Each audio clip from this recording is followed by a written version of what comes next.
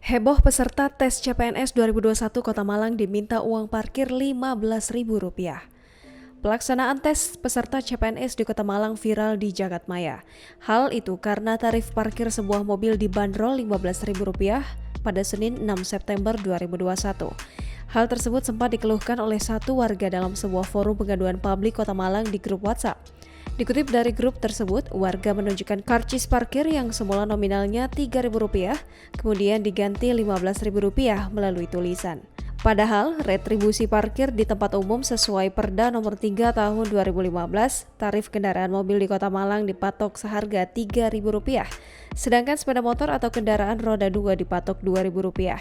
Hal yang sama juga dialami oleh Glewo, peserta tes CPNS yang saat itu sedang mengikuti tes sesi pertama. Dia mengaku ditarik parkir senilai Rp10.000 saat parkir diduga di luar lokasi gedung Islamic Center.